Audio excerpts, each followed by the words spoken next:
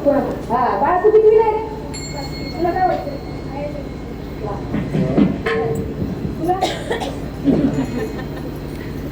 सगळ्यांनी ठरवून आलं ते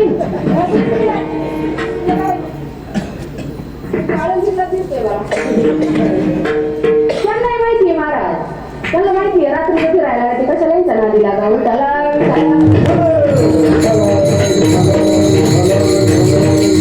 कीर्तन म्हणजे मनोरंजनाचं साधन नाही पाहुण्या ग्रंथ करावे कीर्तन आज मुलांवरती संस्काराची गरज आहे पण आपण मुलांकडे दुर्लक्ष करतो पहा ना मी एक पहिलीला आहे ते पोरग काय घेऊन तरी उभं राहिले ना म्हणतात संस्कार झालं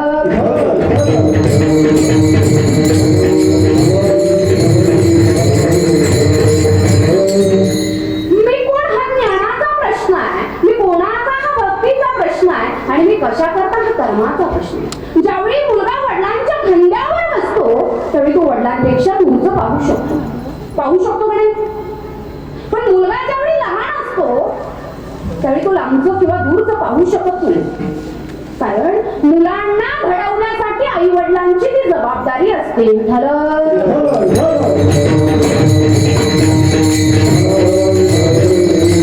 पृथ्वीपेक्षा तेज 10 पट तेजापेक्षा वायू 10 पट वायूपेक्षा आकाश 10 पट आणि आकाशापेक्षा नाम हे अनंतपट आहे आणि ते नाम देण्यासाठी मौलिक ज्ञानोबा तुम्हा आम्हाला सांगतात महाराज म्हणतात ज्ञानदेव पुसे निवृत्ती बिजाड ज्ञानदेव पुसे निवृत्ती बिजाड ज्ञानदेव पुसे निवृत्ती बिजाड ज्ञानदेव पुसे निवृत्ती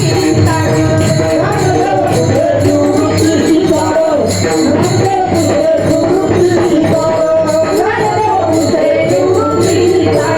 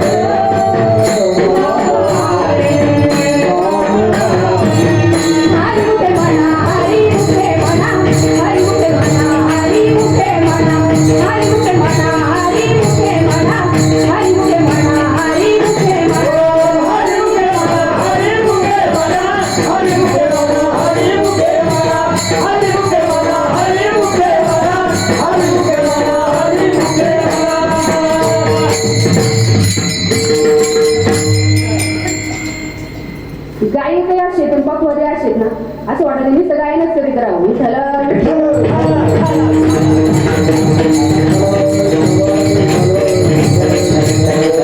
महाराज 2-3 दिवसापूर्वी ना श्रीगोंद्याला कार्यक्रमाला येईल देशभराचं प्रवचन घेतलं प्रवचनाला जाण्या अगोदर मी त्यांना विचारायचं बाबा कशाने गेले मी त्यांना विचारलं नाही पण जाण्या अगोदर आदल्या दिवशी मी त्यांना विचारलं बाबा कशाने गेले त्यांना सांगितलं बाबा घरातून निघून गेले म्हणजे मग बाबा घरातून निघून गेले दशक्रिया कशावरून करता त्यांना सांगितलं आम्ही एका देवलशाकडे गेलो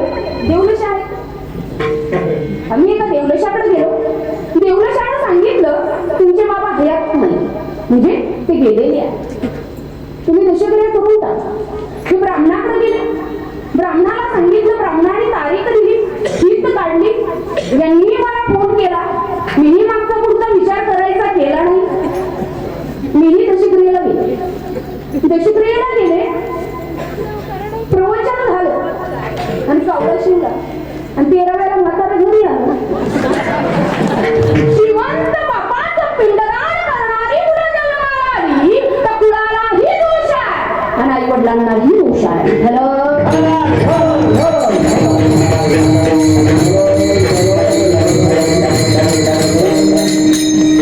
महाराज संस्कार काय असतात हे कलियुगामध्ये काहीच सांगू शकत नाही कारण या गोष्टीसाठी आई वडील जबाबदार आहेत महाराज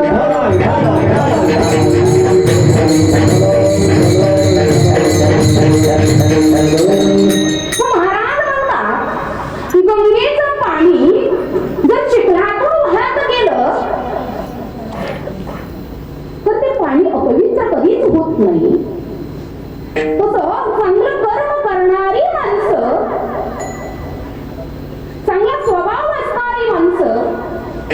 यांना जगानं कितीही त्रास दिला ना महाराज तरी काही फरक पडत नाही.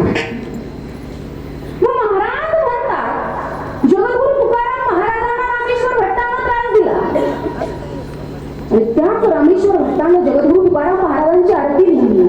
तुकिता तुलनेसी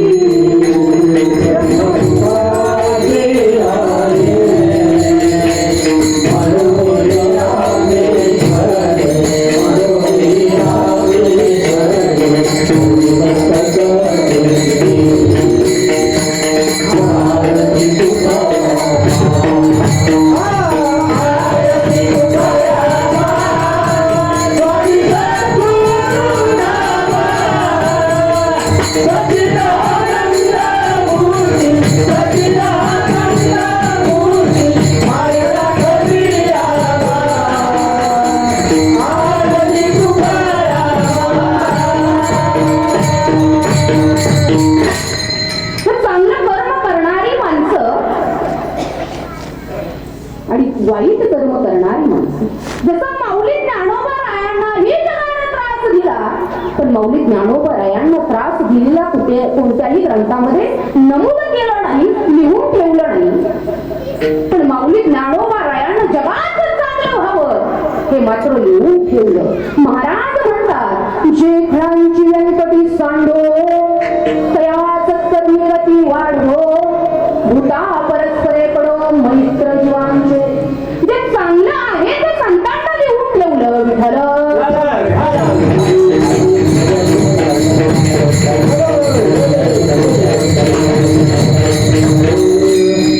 संत समाजासाठी काय करतात? जगाच्या कल्याणा संतांच्या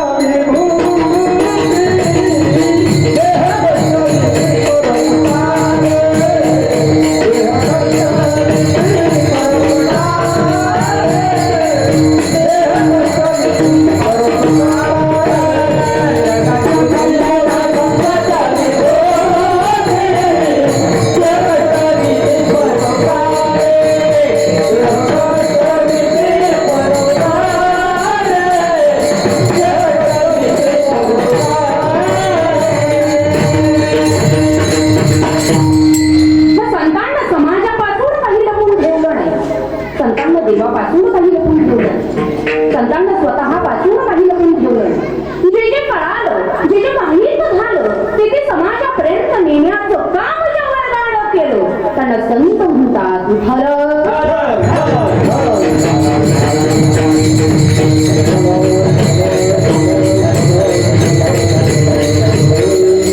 महाराज आपल्याला आपला संसार सांगितला. आपला संसार कोणता आहे?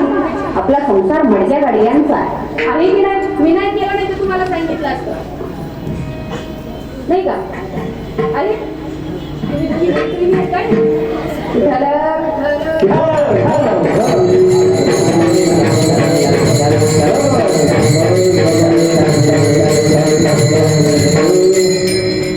महाराज म्हणतात की तुमच्या आमच्या सध्या मडक्या गाड्यांचा संसार आमचा नाहीये. आपला मडका गाड्यांचा संसार आहे नाही का? हे जपून ठेव, ते जपून ठेव, ते जपून ठेव. नेणार काहीच नाही पण जपून ठेवतो आपण, बरोबर आहे ना?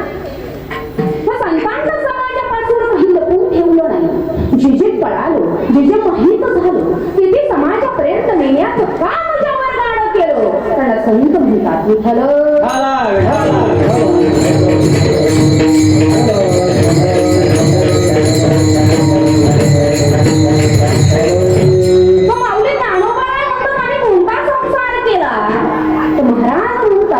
Oh,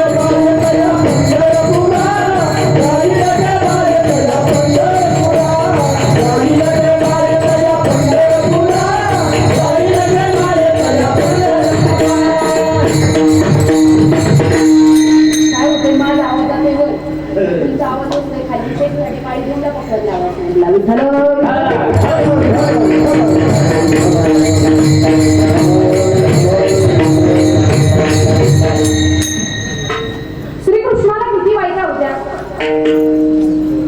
श्रीकृष्णाला किती बायका होत्या?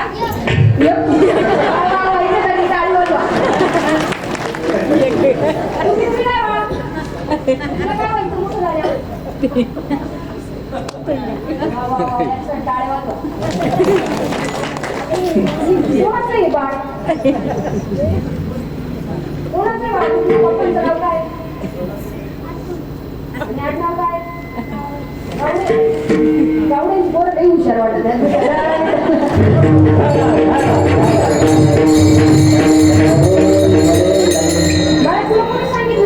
एकच बाईक होती. पुस्तक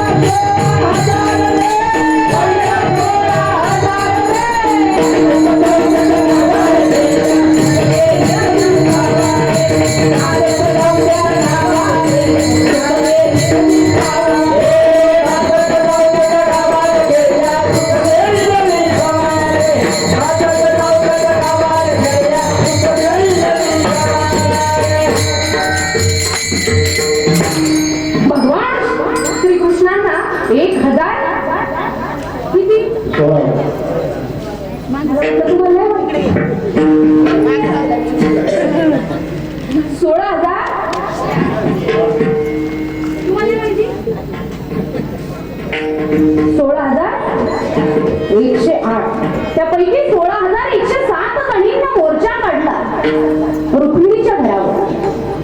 त्या 16,107 जणी रुक्मिणीच्या घरी आल्या आणि रुक्मिणीला हाक मारले. रुक्मिणी बाहेर. रुक्मिणी बाहेर आली. तुला विचारलं का? ह्या 16,107 जणी म्हणायला लागल्या त्याला तुम्ही ठेवून घेतलं. तिने सांगितलं आम्ही कुणाला ठेवून घेतलं नाही, पण नारद मुनी काल मला भेटले, त्यांना सांगितलं तो द्वारकेमध्ये आहे. द्वारकेचा राणा पांडवा घरी तो द्वारकेमध्ये आहे. ह्या 16,108 जणी द्वारकेमध्ये निघाल्या आणि द्वारकेला बाहेर भीम गदा घेऊन उभा होता. ह्या 16,108 जणी म्हणायला लागल्या काही वाटतं की नाही तुम्ही त्याला ठेवून घेतलं. मला सांगितलं आम्ही कुणाला ठेवून घेतलं नाही. तुमच्याकडे जे मिळत नाही ते आमच्याकडे मिळतं. काय मिळतं तुमच्याकडं? तर महाराज अभंगाच्या पहिल्या चरणामध्ये सांगतात भक्ती आम्ही केली उद्वेग सांडोनी, आम्ही केली सांडोनी उद्वेग, आम्ही केली सांडोनी उद्वेग, आम्ही केली सांडोनी भक्ती आम्ही केली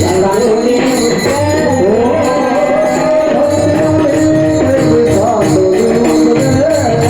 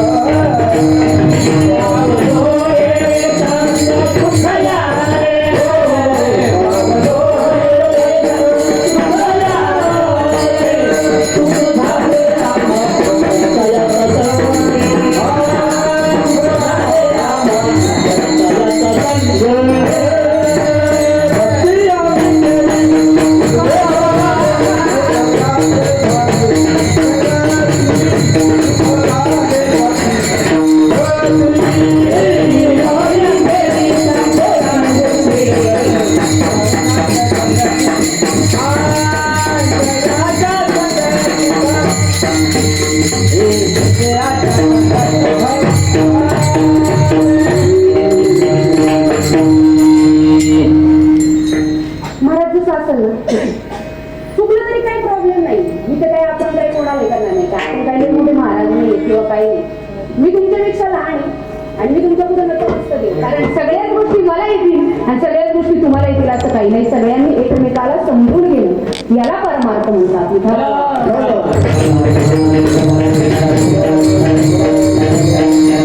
महाराज म्हणतात adjustment is the best policy. Adjustment करून घेण्याची तयारी आपली असावी तेव्हा ते कीर्तन आणि तेव्हा तो परमार्थ सक्सेस मिळाला.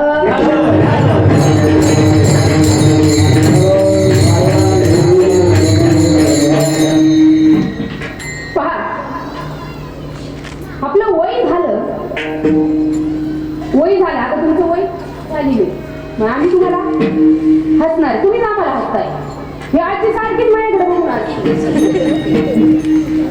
हसलं पाहिजे. हसल्यानं आयुष्य वाढत नाही वाढत काही वाढताना तुमचं वय किती आहे 60 आणि हे आईचं दोघी काही एका शेचे आहेत काय एका द्यायचे आहेत काय दोघी एकाच वर्गात होत्या का?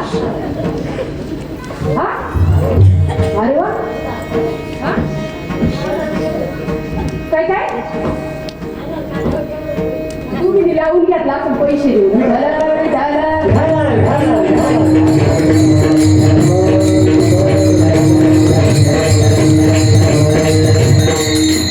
आनंद घ्यायचा म्हटलं काहीतरी पाहिजे की नाही. मग तुम्ही काही वय लावलं काय आणि पैसे दिले काय एकच झालं ना. मी ठरलं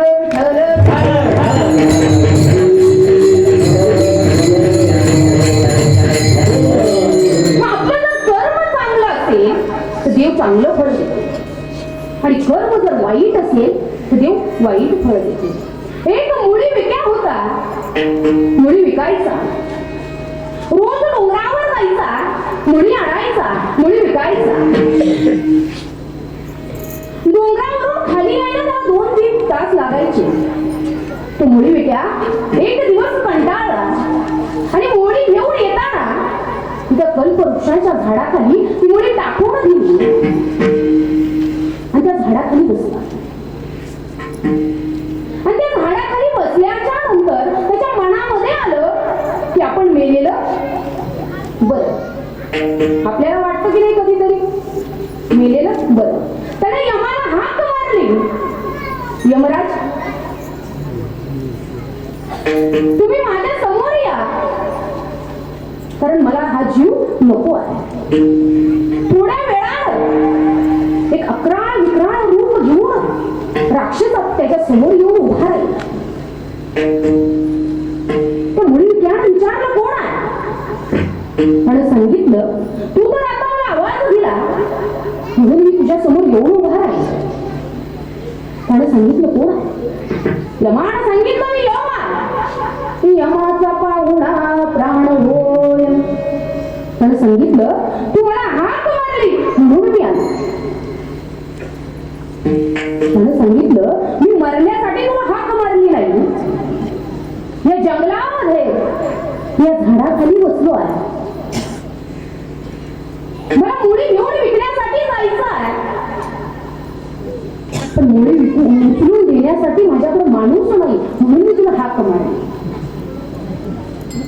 यमाला राग आला आणि यमानं सांगितलं जरीही तुला मी मुळे उचलून दिली तरीही एक ना एक दिवस तुझा नंबर माझ्याकडेच आहे. कोणाला मरावं वाटतंय का? मरावं वाटत नाही. पण महाराज म्हणतात मरावं वाटत नाही पण मरण हे ठरलेलं आहे. मग महाराज काय म्हणतात तर महाराज म्हणतात देह जाणार जाणार देह जाणार जाणार देह जाणार जाणार देह जाणार जाणार देह जाणार जाणार देह जाणार जाणार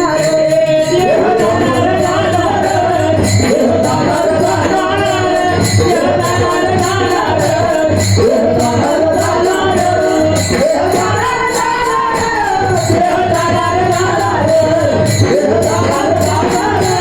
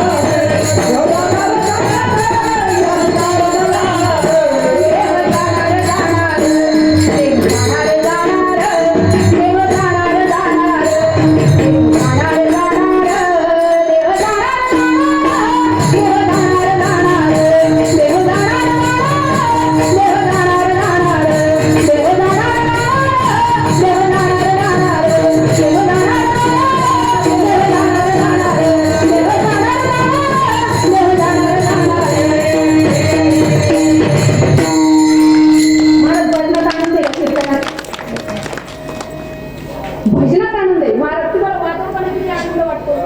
आम्हाला तो आनंद भेटत नाही ना विठ्ठल.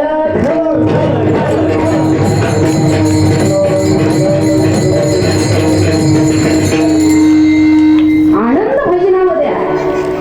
सरणा भाग्यवंत नटे हरी कीर्तनात. हे सगळे तरुण आहेत. हे सगळे तरुण आहेत. यांना कीर्तनामध्ये आनंद वाटतो. आपल्याला कशात वाटतो मला माहित नाही. विठ्ठल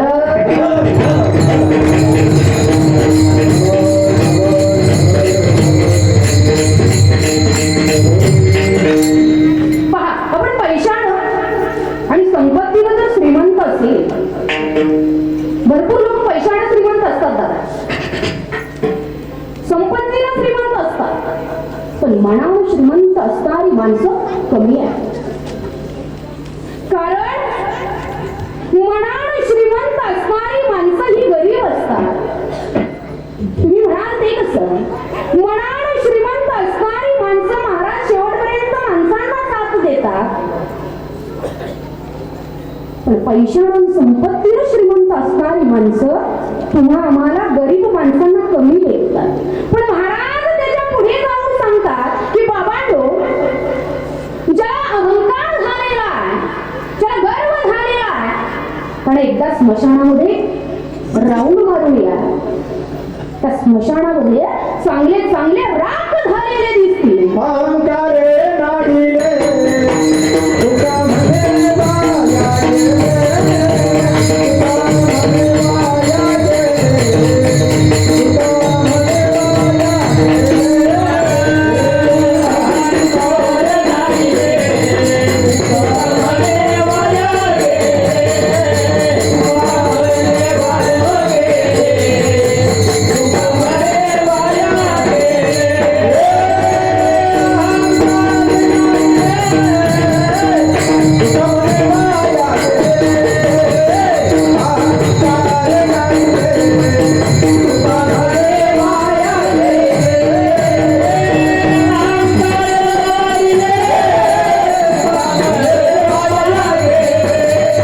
तुका म्हणे माया गे, तुका म्हणे माया गे, तुका म्हणे माया गे.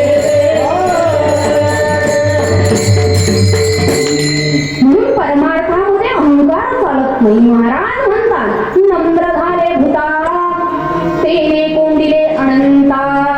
नम्रता हा गुण माणसाजवळ असेल तर जीवनामध्ये सक्सेस झाल्याशिवाय राहत नाही.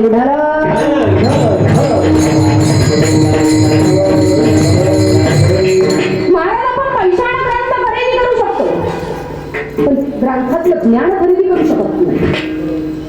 पैशाने ग्रंथ खरेदी करू शकतो, पण ग्रंथातलं ज्ञान खरेदी करू शकत नाही. पैशाने मंदिर बांधू शकतो, पण मंदिराच्या आतमध्ये असणाऱ्या त्या मूर्तीचं देवत्व प्राप्त करू शकत नाही. प्राप्त करू शकतो का? प्राप्त करू शकत नाही. तसं माणूस ज्यावेळी माणसाच्या जवळ येईल आणि एक ग्लास पाण्याचं देईल, त्यावेळी माणसाच्या जीवनामधला आनंद हा वेगळा असतो. महाराज म्हणतात आनंद या जीवनाचा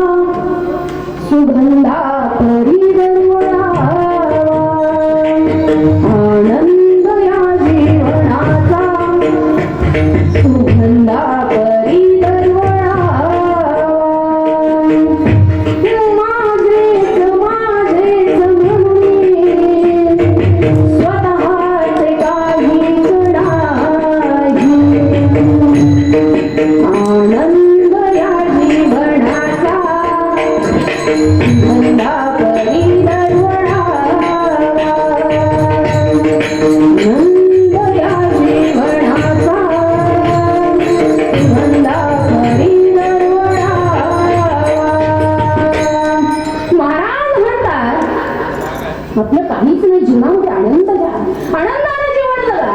महाराज म्हणतात पाण्यात राजवर जैसा ओढातुनी ओघळावा.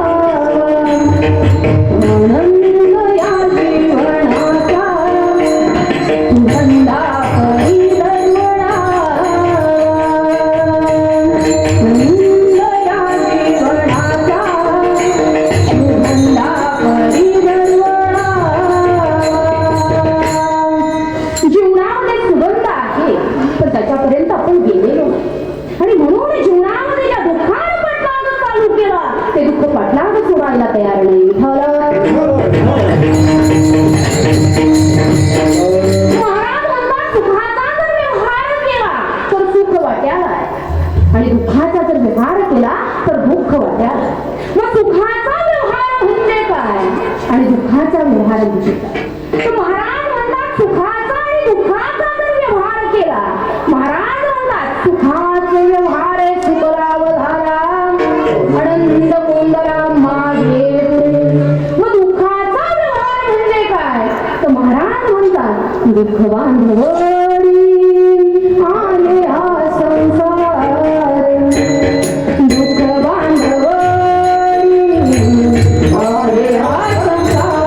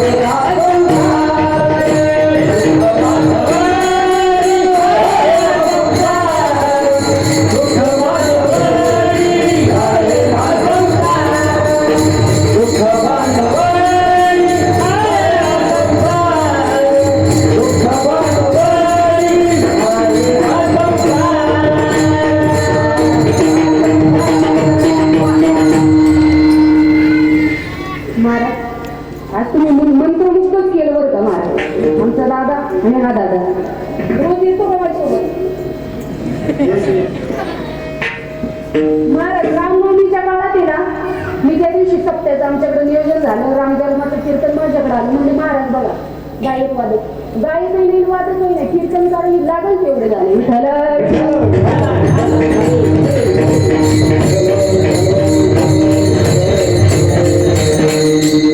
एक राजा होता. राजा आजारी झाला. राजवैद्यानं राजाला सांगितलं राजा तू आजारी झालेला आहे. तुला जर बरं व्हायचं असेल त्याला सुखी माणसाचा सदरा आणावा लागेल. सदरा म्हणजे आपलं हे शर्ट आहे ना. सांगितलं ठीक आहे. राजाने सैन्य चारी दिशेला पाठवलं. ज्याच्याकडे पाहिलं त्याच्याकडे दुःख होतं. सुखी असा माणूस होता. जो देखे सो दुःखिया बाबा.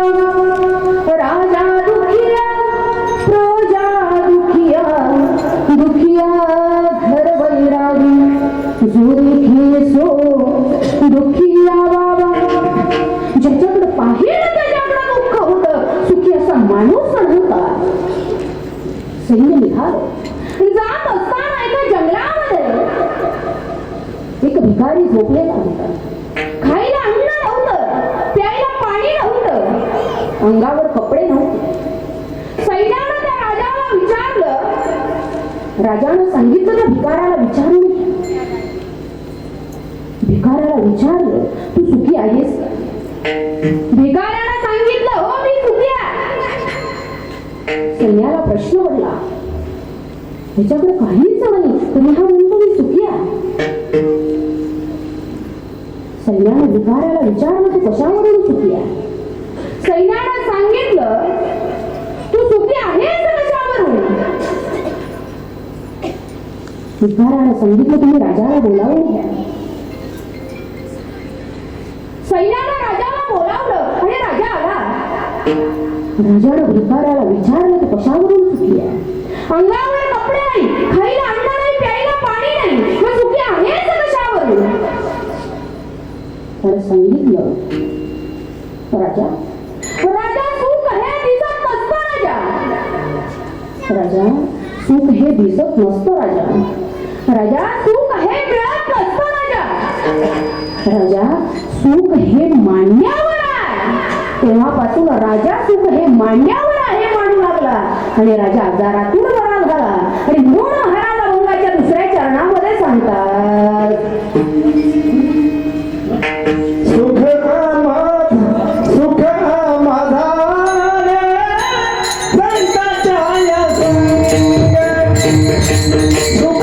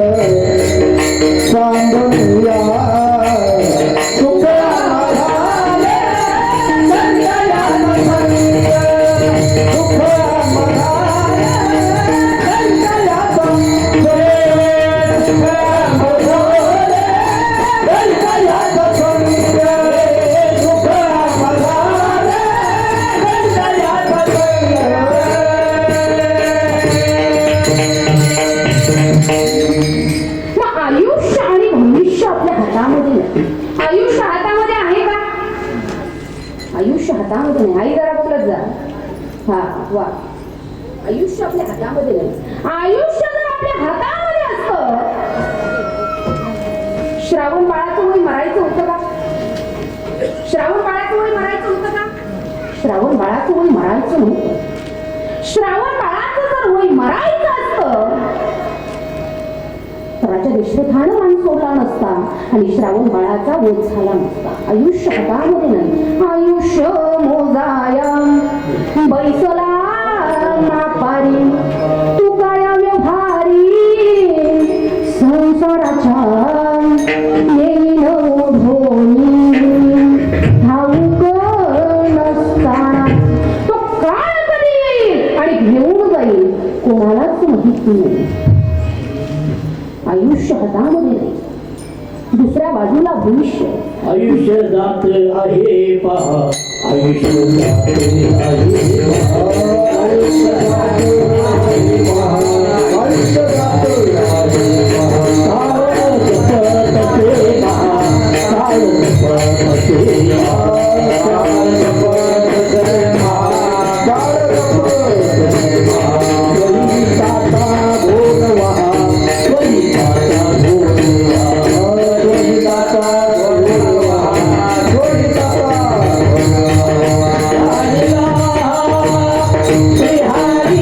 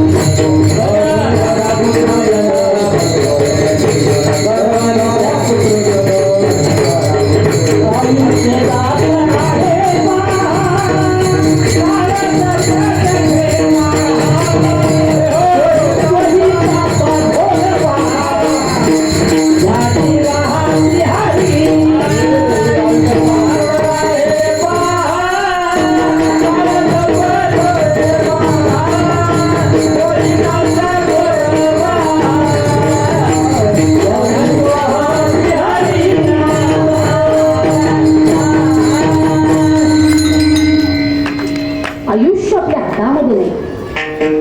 आता भविष्य भविष्य जर हातामध्ये असतं, ज्या दिवशी प्रभू रामांना गादीवर असायचं त्या दिवशी प्रभू रामांना वनामध्ये जाऊ लागले.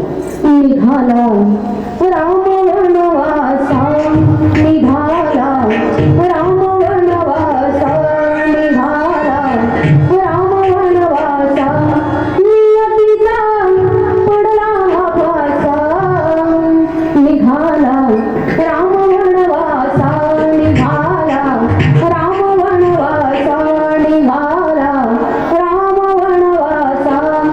आयुष्य हातामध्ये नाही आणि भविष्यही हातामध्ये नाही. दुसऱ्या बाजूला जर पाहिलं तर आयुष्य हातामध्ये आहे आणि भविष्यही हातामध्ये आहे. तुम्ही म्हणाल ते कसं? एका बाजूला सांगितलं आयुष्य हातामध्ये नाही आणि भविष्यही हातामध्ये नाही, आणि दुसऱ्या बाजूला सांगता आयुष्य हातामध्ये आहे. आयुष्य हातामध्ये आहे बाबा. वाल्या कोणी काय करत होता? चोऱ्या लूटमाऱ्या करत होता. 7 रांजण भरले एवढं गणित पाप वाल्या कोण्यानं केलं. नारदाच्या संगतीमध्ये आला आयुष्य बदलले. थोडं म्हणतं आयुष्य हातामध्ये नाही, आयुष्य हातामध्ये आहे. जो वाल्या कोणी बदलू शकतो, मग तुम्ही आम्ही का बदलू शकत नाही? तुम्ही आम्ही का बदलू शकत नाही? आयुष्य हातामध्ये आहे. महाराज म्हणतात वाल्याचा जर वाल्या कोणी होऊ शकतो आणि रामायणासारख्या महान ग्रंथाचा करता वाल्या कोणी होऊ शकतो, केले रामायण रामाधीन. रामायण घडण्या अगोदर रामायण लिहिणारा वाल्या कोणी आहे. कोण म्हणतं आयुष्य हातामध्ये, आयुष्य हातामध्ये आहे.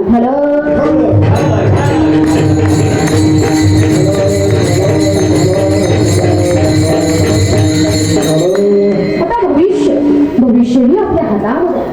ज्यावेळी सत्यवान जंगलामध्ये समीरा राहायला गेला, सर्प दंशाने सत्यवानाचा मृत्यू झाला. हे ज्यावेळी सावित्रीला कळालं त्यावेळी सावित्री धावत गेली आणि यम आपल्या नवऱ्याचा प्राण घेऊन जातो आणि पाहिलं आणि सांगितलं जोपर्यंत तू माझ्या नवऱ्याचा प्राण देत नाही तोपर्यंत तुला मी घरी जाऊ देत. यमानं सांगितलं पोरी या मृत्यू लोकांमध्ये तू आला, तू माझा पाहुणा, मी घरी जात नाही. यमानं सांगितलं पोरी घरी जा, तिने सांगितलं मी घरी जात नाही. यमराज प्रसन्न झाले आणि सांगितलं मान तुला काय बरं घालायचं आहे तुला. सावित्रीने सांगितलं अगदी माझे आनंद सासू सासरे आहेत त्यांना दृष्टी दे. आपण म्हणू का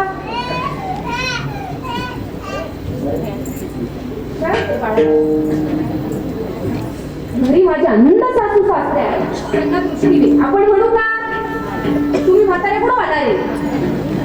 आपण म्हणणार नाही. आणि चालवलेल्या माझ्या नवऱ्याचा प्राण मला परत दे. कोण म्हणतं आयुष्य हातामध्ये नाही, कोण म्हणतं भविष्य हातामध्ये नाही, आयुष्य हातामध्ये आहे. पण ज्यावेळी तो भगवान परमात्मा आपल्याला ठेवील तसं आपण राहू त्यावेळी आयुष्य हातामध्ये आहे आणि भविष्यही हातामध्ये आहे. महाराज म्हणतात ठेविले आनंदे कैसेची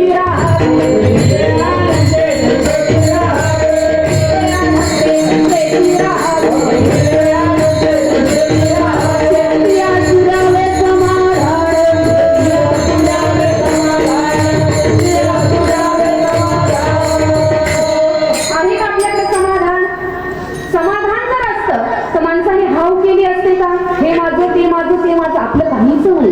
ही देह ही शरीर सुद्धा आपलं नाहीये तरीही आपल्याला वाटतं हे माझं आहे. विठ्ठल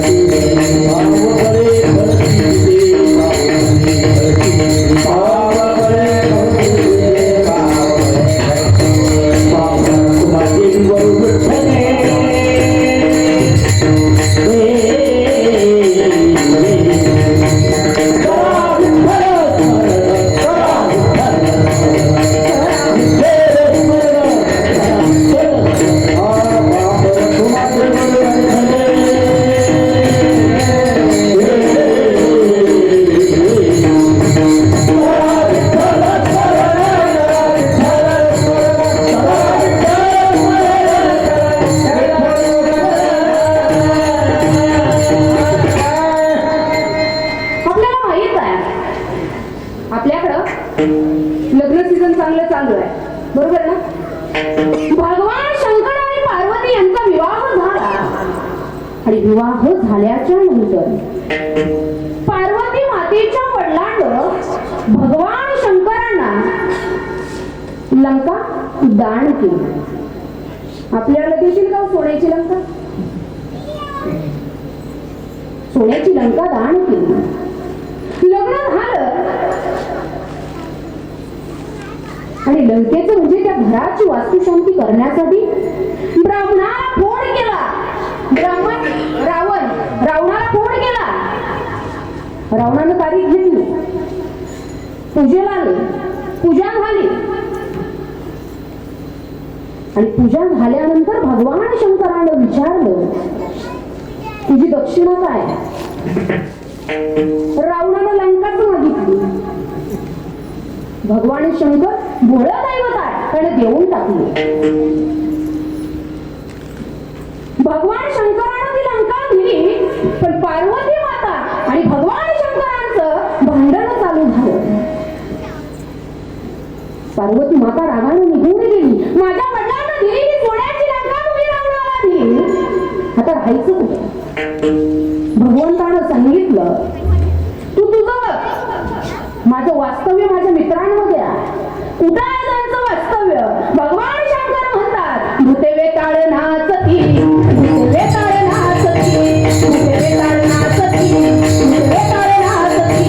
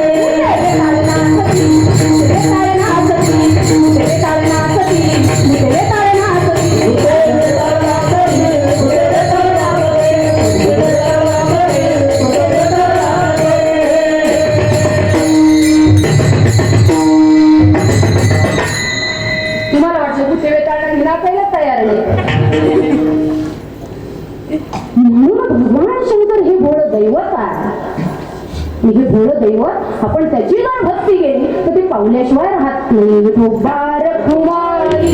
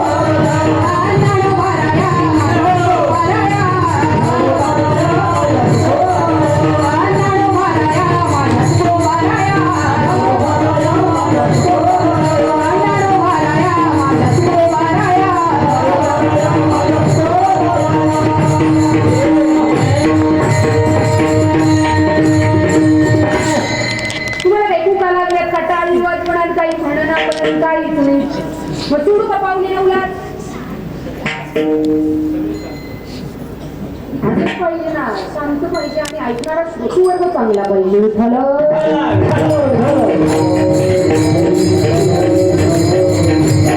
संतांना समाजापासून काही लपून ठेवलं नाही, संतांना देवापासून काही लपून ठेवलं नाही. जे जे कळालं, जे जे माहीत झालं ते ते समाजापर्यंत नेण्याचं काम या वर्गानं केलं. त्यांना संत म्हणतात. वृक्ष फल न खाय नवीन संचनीर, परमार्थ काय ही कारण साधू न धरे शरीर.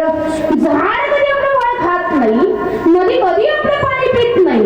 ज्या प्रमाण झाडानं फळ जगाला दिलं, नदीनं पाणी जगाला दिलं, तसं या मृत्यू लोकांमध्ये जे संत आहे येणं हे कारण आहे आणि म्हणून पुण्य स्मरण आहे, म्हणून हे धार्मिक कार्यक्रम आहे. झालं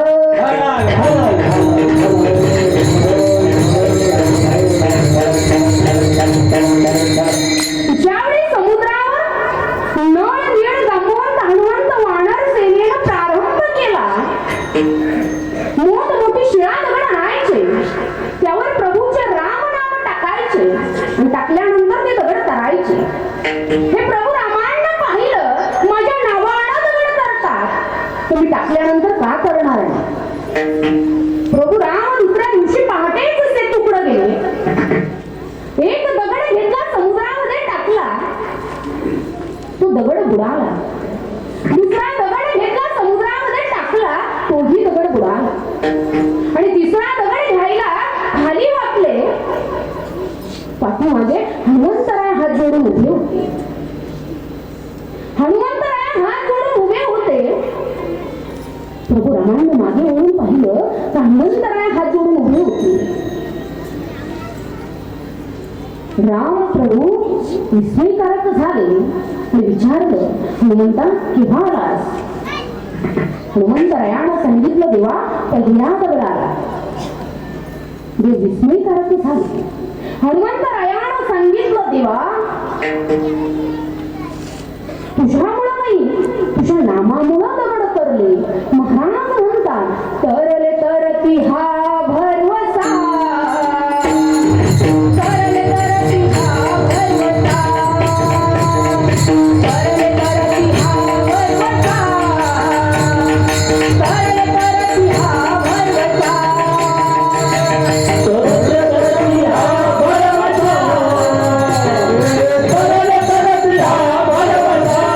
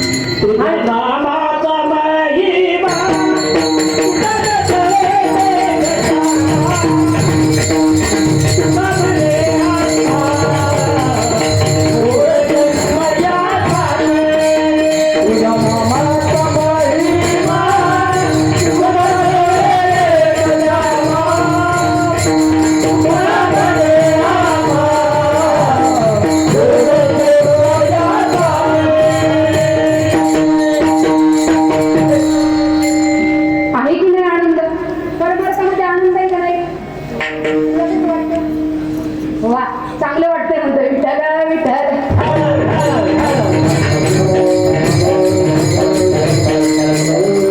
माणसाचं कर्म चांगलं असेल ना जीवनामध्ये फळ चांगलंच मिळतं. मग कर्म करताना ते कर्म जर चांगलं केलं नाही तर जीवनामध्ये फळ हे वाईटच असतं. मग संगत करायची कुणाची तर महाराज म्हणतात संगत संतांची करा. मग संगत जर संतांची करायची तर दृष्टांत सांगते. आपल्याकडे वेळ थोडा कमी आहे पण मी धावत्या वेळामध्ये छोटासा दृष्टांत सांगते. एक गृहस्थ होता. त्यांनी खव्याचे पेढे बनवले. खव्याचे पेढे बनवले तोंडाला पाणी आलं असेल. आणि ते खव्याचे पेढे घेऊन तो बाजारामध्ये गेला.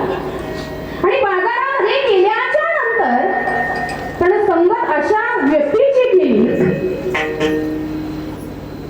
तो व्यक्ती बाजारामध्ये उंदीर मारण्याचं औषध घेऊन बसला. त्या व्यक्तीची संगत पेढे विकणाऱ्याने केली. हे दोघंही शेजारी बसले. 2 वाजले 3 वाजले गिराईक नाही. हा म्हणायचा लय गोड आहे आणि तो म्हणायचा खाल्लं की मरते. हा म्हणायचा लय गोड आहे तो म्हणायचा खाल्लं की मरते. हा म्हणायचा लय गोड आहे तो म्हणायचा खाल्लं की मरते. लोकांना प्रश्न पडला. संध्याकाळ झाली. दोघांचाही कसल्याच प्रकारचा धंदा नाही. दोघं एका बाजूला बसले आणि विचार केला आज आपल्याला धंदा का नाही झाला. तुमच्या लक्षात आलं मी पेढे विकणार आहे आणि तो उंदीर मारण्याचं औषध विकणार आहे. हा म्हणायचा लय गोड आहे तो म्हणायचा खाल्लं की मरते. मग कोणतं गिराईक यांच्याकडे. संगत कोणाची करायची. महाराज म्हणतात संगती करावी संत सज्जनाची. संगती करावी संत सज्जनाची. संगती करावी संत सज्जनाची. नसावी कधी दुर्जनाची. नसावी कधी दुर्जनाची. नसावी कधी दुर्जनाची. संगत संत सज्जनाची असावी आणि ते संत सज्जन जर भगवान परमात्म्याच्या सानिध्यातील असेल तर जीवनामध्ये सुख वाट्याला आल्याशिवाय राहणार नाही. ज्ञानेश्वर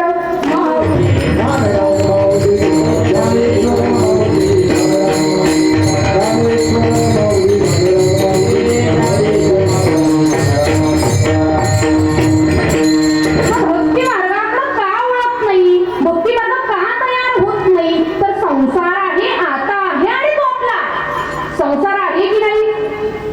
संसार आहे की नाही. आता आहे की नाही आणि तो आपला आहे की नाही हे मानल्यामुळं देव आहे आता आहे आणि तो आपला हा अनुभव येत नाही आणि म्हणून भक्ती मार्गाकडे वळत नाही. हा अभंगाच्या शेवटच्या चरणामध्ये सांगितले. तुका म्हणे तुका बहु झाले जीवा. तुका म्हणे सुख बहु झाले जीवा. तुका म्हणे सुख बहु झाले. तुका म्हणे सुख बहु झाले जीवा. तुका म्हणे सुख बहु झाले जीवा. तुका म्हणे सुख बहु झाले जीवा. तुका म्हणे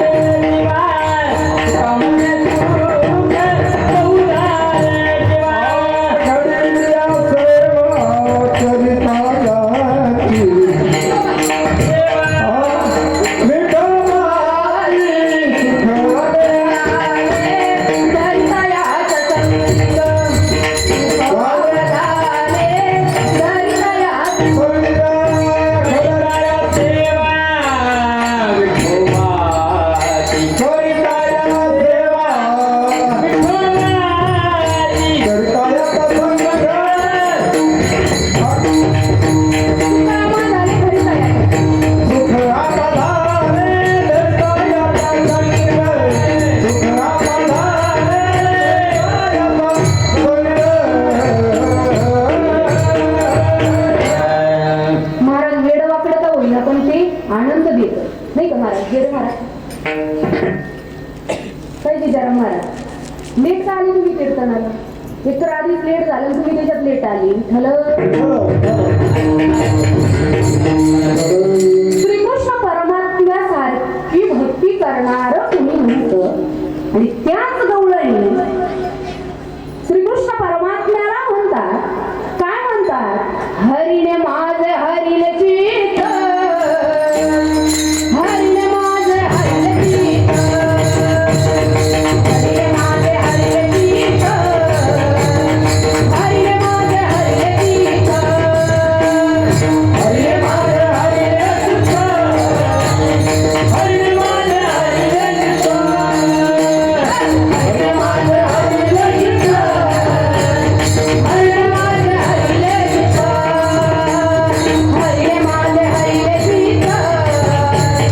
हरीने माझे हरिले चित्त, हरीने माझे हरिले चित्त, हरीने माझे हरिले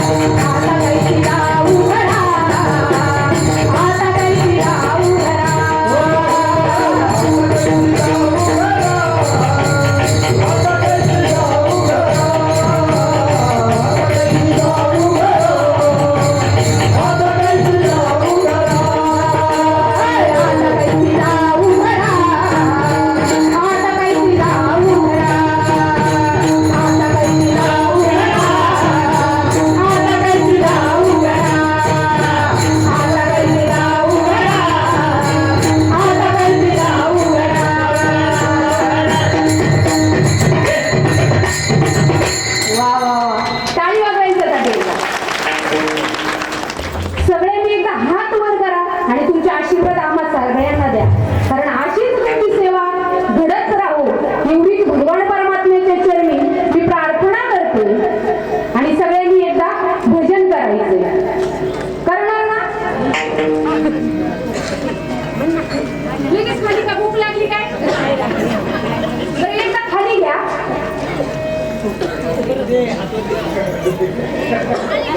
आणि परत एकदा वर घ्या. ती गवळण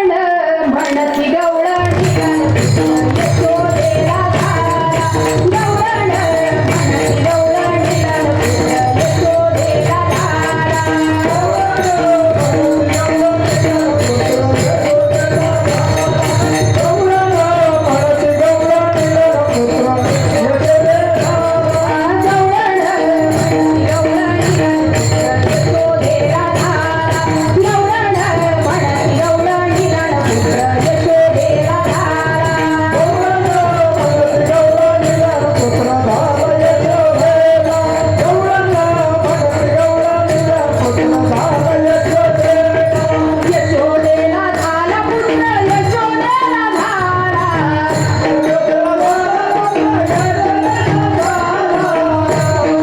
झाला पुत्र यशोदेला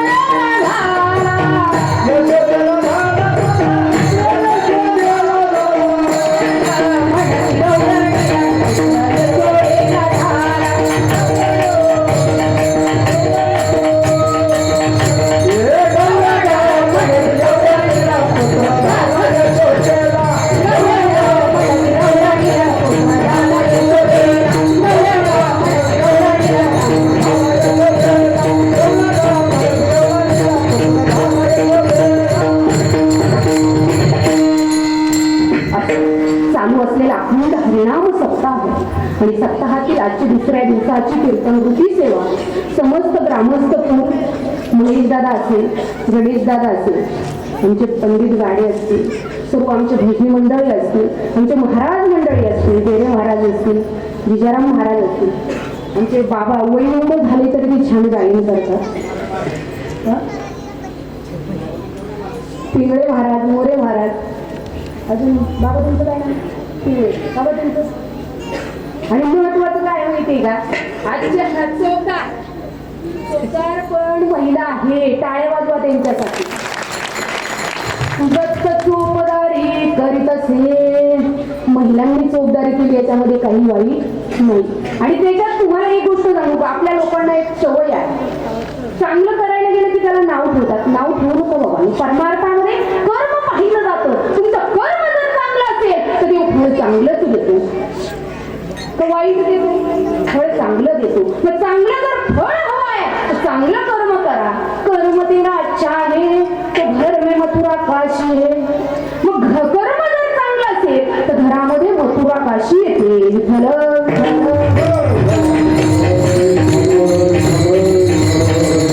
तुम्ही सगळे वडीलधारे मंडळी, वेळ झालेला आहे, मी तुमचा थोडा वेळ जास्त घेतला त्याबद्दल मी तुमची हात जोडून माफी मागते. माता वडील असतील, आमच्या कमलताई गाडी असतील, त्याचबरोबर सर्व तरुण मंडळी असतील. पहिली गोष्ट साऊंड सिस्टीमवाल्यांना मी धन्यवाद देते, कारण त्यांनी चांगली ही दिली त्याबद्दल. त्याचबरोबर आमचे सर्व टाळकरी मंडळी असतील, सर्व आमचे वडीलधारे मंडळी असतील. माझ्याकडून चुकून काही गेलं असेल तर तो माझ्या वाणीचा दोष आहे, वाणीचा दोष आहे. आणि जे काही चांगलं तुमच्यापर्यंत पोहोचलं ते पांडुरंगाच्या कृपेने ते तुमच्यापर्यंत पोहोचू शकले. बाळा तुझं नाव काय रे? अक्षय. आडनाव असेल आळंदी शिकतो. कोणत्या संस्थेमध्ये? छान पखवाद वाजवला, तुझंही अभिनंदन. आमच्या दादांनी छान पखवाद वाजवला. आमचे हार्मोनियम वादकही आहे. चुकून कोणाचं नाव जर माझ्याकडून राहिलं असेल तर मी माफी मागून बोलते. वेळ झालेला आहे, मी तुमचा जास्त वेळ घेणार नाही. जे चांगलं पोहोचलं ते तुमच्यापर्यंत जे चांगलं पोहोचलं ते पांडुरंगाच्या कृपेने. आणि जे काही माझ्याकडून चुकून गेलं असेल तर माझ्या वाणीचा दोष असो. झालेल्या सेवेला मी पूर्णविराम देते आणि या ठिकाणी थांबते. जय विठ्ठल.